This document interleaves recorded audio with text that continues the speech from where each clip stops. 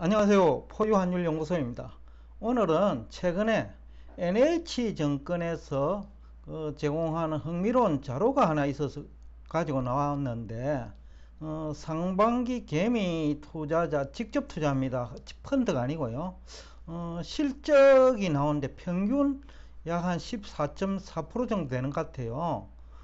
개미 투자자들이 가장 많이 투자한 종목은 포스코홀딩스인데 평균 40% 정도 올랐는데 뭐 한 종목만 일반적으로 투자 안 하지요. 그렇기 때문에 이제 수익률이 또 낮아진 원인 중에 하나고, 또 한 종목만 투자했다고 하더라도 조기에 수익 실현한 분도 있으니까, 그래서 전체적으로 개미 투자자들은 상반기 중에 평균 수익률 14.4% 정도 되는 것 같아요. 이 정도면 선방한 거로는 볼 수 있어요. 참고로 포유환율연구소도 포스코홀딩스가 좋다고 지난해 말인지 올해 연초인지 정확한 시점은 기억이 안 나는데 한 30만원 이하에서 우리 김태은 님이 투자한 것을 보면 그 무렵인 것 같아요. 그때 한 80만원까지 갈 수 있다고 하고 투자를 제안은 했는데 지금 7월 28일 종가 기준으로는 60만원 이상이고, 한때 또 일부 또 저를 찾아와 가지고 도와달라 그러면 은혜는 입지 않겠다 하는 사람이 있어 가지고 67만원에 그 2억 원의 정도 산 금액이 32만원이에요. 이분은 30만원 이하에서 제가 전화를 몇 번 했는데 투자를 안 하셔가지고 또 전화를 해가지고 사라고 하니까 2억 원 샀다고 본인이 직접 얘기를 해갖고 제가 2억 원을 기록해 놨습니다. 왜 그러냐 하면 저희들이 직접 이렇게 그 투자하는 거는 책임감이 좀 있기 때문에 신경을 좀 많이 쓰거든요. 그래서 2억 원을 그 32만원에 투자한 걸 본인이 직접 얘기를 한 거를 지난 며칠 전에 67만원 할 때 좀 7만원 8만원 사이에 2억 원은 정리를 하자 라고 했는데 갑자기 또 1억 원밖에 안 샀대요. 그 이후에도 산 금액을 있다고 서로 또 저한테 얘기를 했는데, 또 그 매도 타이밍을 얘기하니까 1억 원밖에 안 했다 하는데 뭐 의도는 잘 모르겠고요.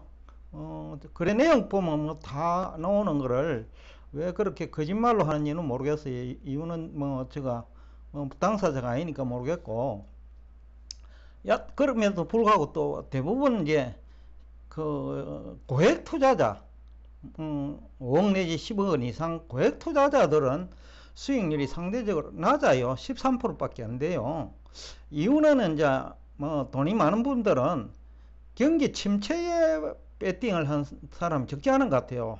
왜냐하면 공영방송이나 유명 유튜버들이 상반기에 경기 침체 얘기를 많이 했잖아요. 그래서 인버스 투자를 해가지고 수익률이 이제 마이너스 나오니까 뭐 포스코홀딩에 투자를 했다 하더라도 13%밖에 안 나오는 것 같아요. 왜냐하면 인버스는 대부분 투자 손실이니까요. 이제 그렇지만 이제 포유환율연구소가 직접 돈 받으신 분은 뭐 7월 말 기준으로 포스코홀딩스도 거의 뭐 100%에 가깝 67만원 정도의 매도 의견을 일단 냈으니까 뭐 100% 이상 나왔죠. 쉽게 하면 뭐 3억은 다 그 3억 원 이상 나왔다고 보면 됩니다. 그런데 1억 원밖에 안 했다 하니까 제가 조금 뭐 안내를 잘 못했다는 느낌도 들고요. 근데 제가 적어 놓기는 3억으로 적어 놓았어요. 왜냐면 책임감 때문에.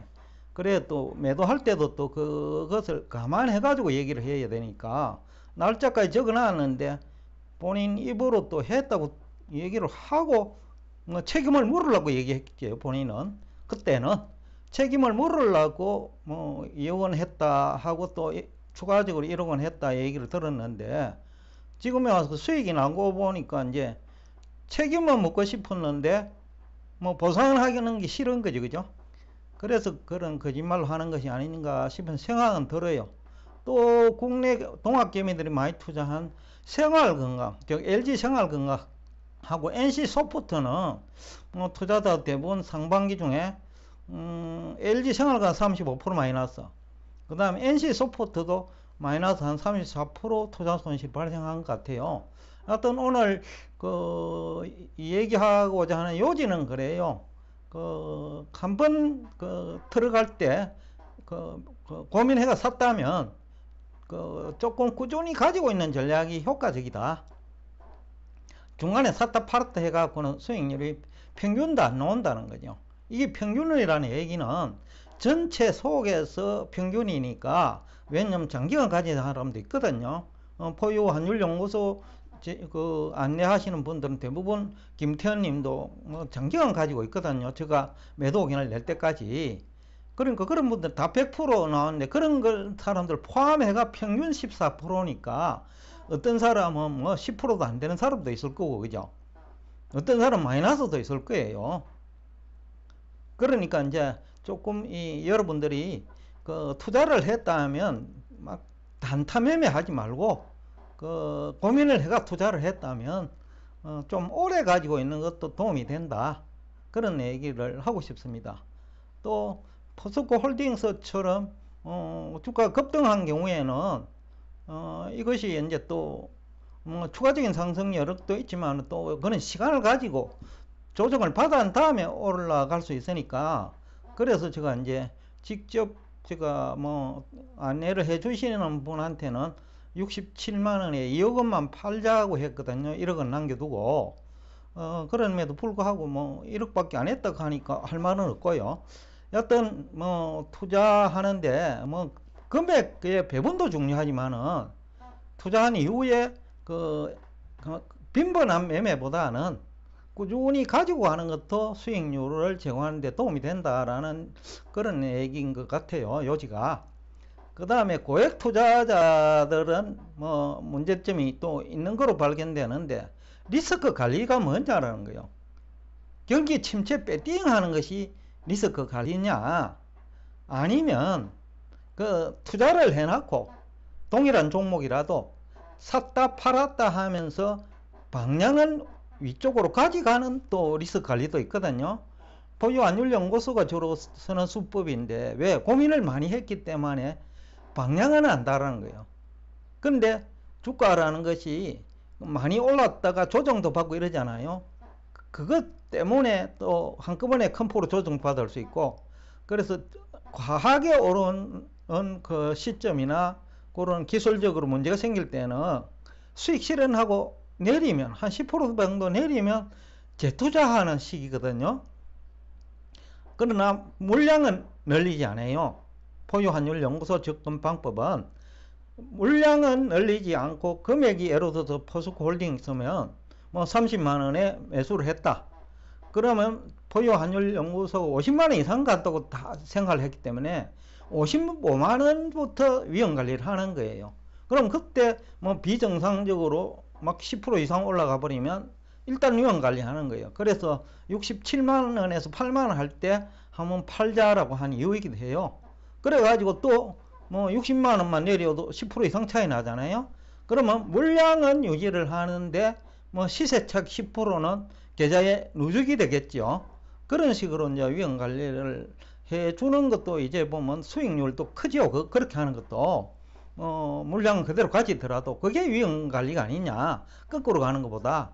물론 이제 거꾸로 가는 사람들은 확정은 있었겠죠. 경기 침체를 확신한다 하면 그거는 거꾸로 가더라도 제대로 투자를 한 거고, 그때 위험 관리는 반대로 해야 되겠죠.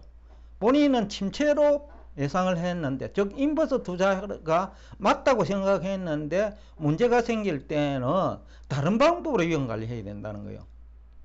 그렇지만 방향이 맞는데 등락을 이용할 때에는 포유 환율 연구소 접근 전략이 오히려 위험 관리 방법으로서는 안정적이면서 효과적이 아닐까라는 얘기를 또 여러분께 또 하나 안내한다 하면 안내죠. 그런 것도 의미가 있는 것 같고, 그 다음에 LG 생활건강이나 NC 소프트 같은 경우에는 중국을 보고 LG 생활건강은 중국이 뭡니까? 엔데믹이죠. 그런데 그게 기대만큼 안 나타났다라는 얘기가 되는 것 같고, NC 소프트는 뭐 게임 회사니까 요새 인구가 자꾸 줄는데 게임 인구는 느는지 모르겠어요. 게임 시간도 뭐 줄지 않을까요? 과거에 팬데믹일 때는 게임 시간도 많았겠지만은 엔데믹에서는 게임 시간도 줄겠죠. 그런데 왜 여기에 투자했는지는 잘 모르겠고요. 여하튼 그 투자를 할 때 여러 가지 주의할 점은 있다. 그리고 도움을 받을 때는 그거 해야 돼요. 상방이 그게 명쾌해야 돼요. 쉽게 하면 투명해야 된다는 거요. 그러면 상방이 오해하고 또 안내하는 사람 입장에서는 그래야 책임을 다할 수 있고 또 그 상대방의 불안감도 해소시킬 수 있거든요. 그렇기 때문에 투명하지 않으면 문제가 생겨요. 그래서 투명함을 증명하기 위해서는 거래 내역을 가져오면 돼요. 그래야 제가 알아서 그 위험관리도 해주고 그럴 거 아니겠어요? 근데 그걸 투명하지 않게 자꾸 얘기하고 거짓말하고 이러면 관리해주는 사람도 기분이 좋지는 않겠죠. 하여튼 그런 측면에서 여러분들이 여러분들도 뭐 조언을 받을 수 있으니까요. 그런 측면에서 접근하는 것도 본인의 자산을 오히려 늘리는 수단이 아니냐. 거짓말하면 이제 불신이 생기니까 도움이 안 되겠죠. 서로가 도움이 안 될 거예요. 그런 측면에서도 의미 있는 자료가 될 것 같다라는 얘기를 하면서 오늘 여러분과 대화를 여기서 끝내겠습니다.